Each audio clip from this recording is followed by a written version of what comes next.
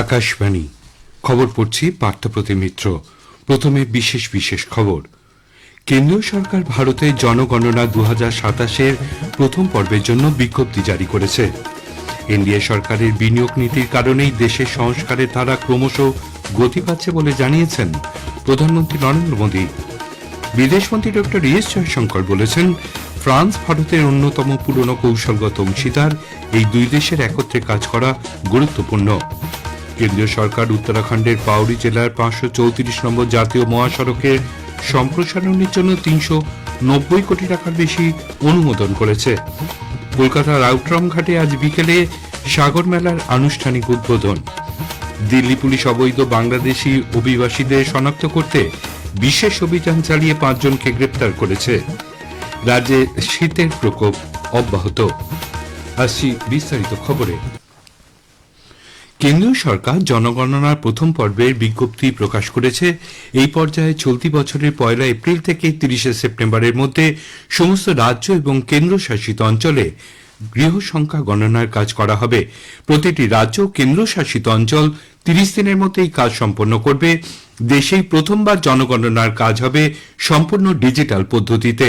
Android এবং iOS mobile application ব্যবহার করে তথ্য সংগ্রহ করা হবে। জনগণনার কাজ সুষ্ঠুভাবে সম্পন্ন করার জন্য তথ্য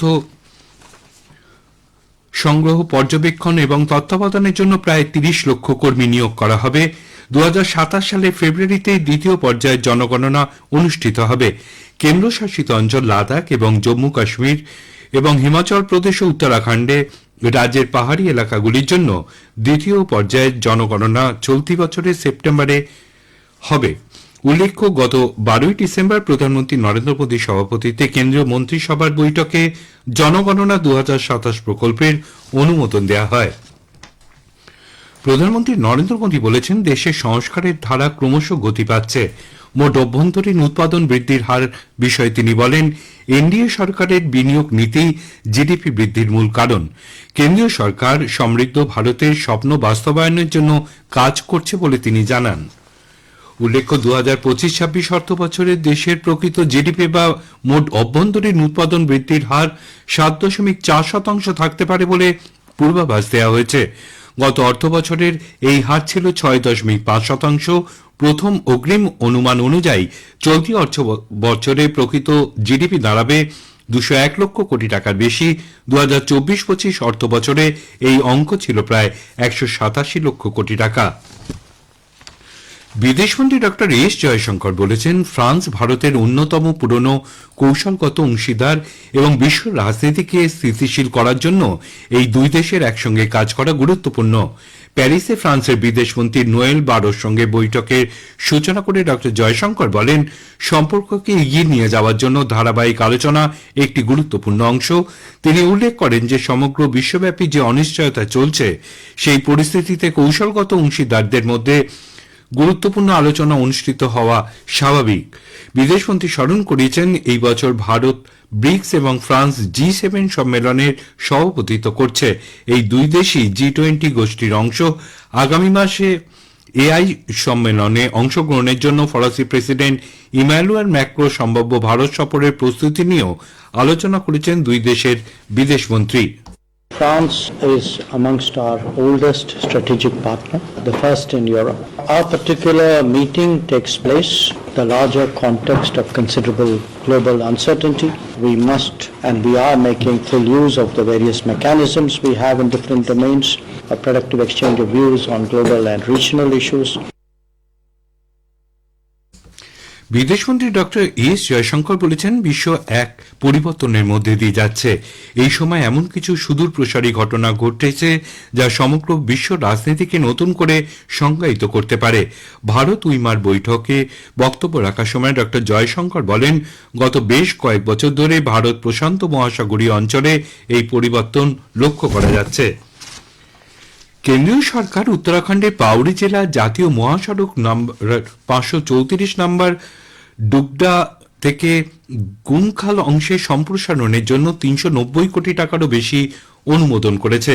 সড়ক পরিবহন ও মহাসড়ক মন্ত্রী নীতিন গডকরি সামাজিক মাধ্যমের এক বার্তায় বলেছেন, এই প্রকল্পের উদ্দেশ্য উত্তরাখণ্ড ও উত্তরপ্রদেশের মধ্যে সংযোগ ব্যবস্থাকে উন্নত করা। বিকশিত ভারত গঠনে অন্যান্য ক্ষেত্রের মতন 2025 সালে প্রযুক্তিগত যাত্রায় এসেছে গুরুত্বপূর্ণ পরিবর্তন। এই বছরটি প্রযুক্তির সাথে ভারতের সম্পর্ককে দৃঢ় করেছে। একটি প্রতিবেদন। 2025 সাল ভারতের বৈজ্ঞানিক ও প্রযুক্তিগত যাত্রায় গুরুত্বপূর্ণ কিছু পরিবর্তন এনেছে। কৃত্রিম বুদ্ধিমত্তা এবং সেমিকন্ডাক্টর থেকে শুরু করে মহাকাশ অনুসন্ধান, পারমাণবিক শক্তি এবং গুরুত্বপূর্ণ খনিজ পদার্থ পর্যন্ত ভারত প্রমাণ করেছে যে এটি আর কেবল বিশ্বব্যাপী প্রযুক্তি গ্রহণ করছে না, বরং সেগুলিকে রূপ দিচ্ছে। বিশিষ্ট প্রযুক্তিবিদ ও আর্থিক বিশ্লেষক সুদীপ্ত গুহ বলেন, সেমিকন্ডাক্টর ভবিষ্যতে বাজার নিয়ন্ত্রণ করবে। সেক্ষেত্রে এই বিষয়ে আত্মনির্ভরতা প্রশংসনীয়। গত 10 বছর মেক ইন ইন্ডিয়া ইনিশিয়েটিভে আপনারা জানেন বহু ক্ষেত্রে আমরা নিজের পায়ে দাঁড়ানোর চেষ্টা করছি। তার মধ্যে ইলেকট্রনিক্স, মোবাইল, সেমিকন্ডাক্টর একটা বড় পার্ট, যারা কি আগামী দিনে কন্ট্রোল করবে। মোদীজি এসে বলছেন যে আমরা আমাদের দেশে সেমিকন্ডাক্টর নিজেরা তৈরি করবো। এই সেমিকন্ডাক্টর তারা গাড়ি চলবে না, যে সেমিকন্ডাক্টর টিভি দেখতে পারবেন না, মোবাইল চলবে না, ফ্যান থেকে শুরু করে প্রত্যেকটা জায়গায় যে সেমিকন্ডাক্টরটা লাগে। তো এটা একটা নিজের পায়ে, এবং আপনি দেখবেন যে আমেরিকা সবকিছুর উপর মেনটেন চালাচ্ছে, সেমিকন্ডাক্টর সেক্টরে কিন্তু চালাচ্ছে না, কারণ ওরাও আমাদের উপর নির্ভরশীল হতে চলেছে। কাশফিন নাহার, আকাশবাণী সংবাদ, কলকাতা।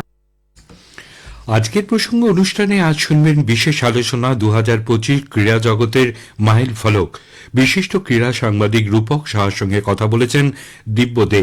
আকাশবাণী সংবাদ বিভাগ প্রযোজিত অনুষ্ঠানটি শুনবেন আজ রাত 8টায় গীতাঞ্জলি, ডিটিএইচ বাংলা এবং সোশ্যাল মিডিয়া প্ল্যাটফর্মে। এই খবর শুনছেন আকাশবাণী থেকে।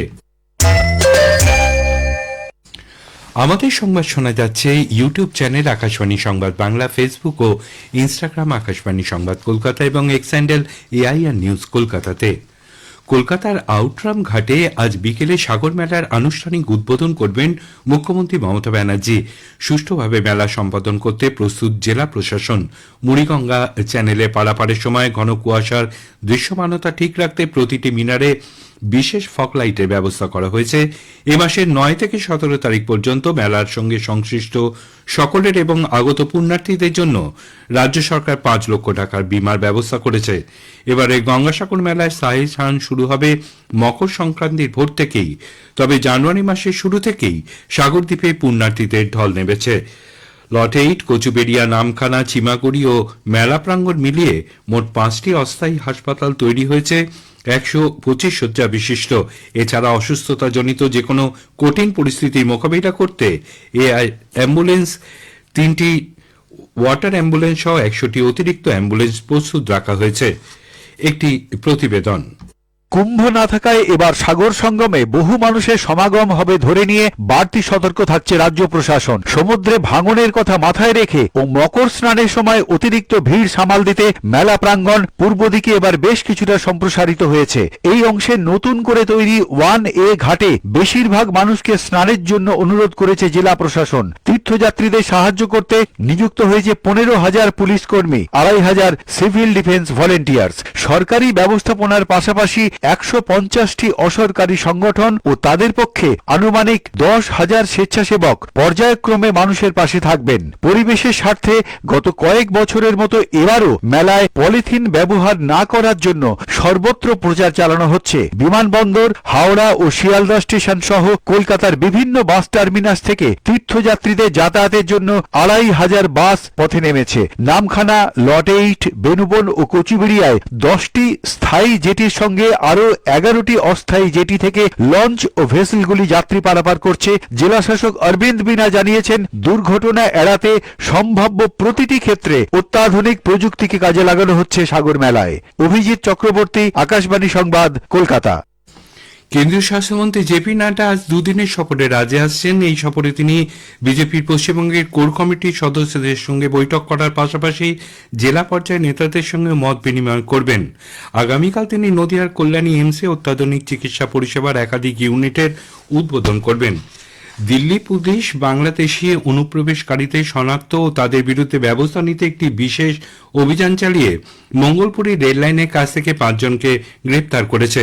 পুলিশ জানিয়েছে তারা বৈধ পরিচয়পত্র বা ভ্রমণ সংক্রান্ত নথি দেখাতে পারেনি।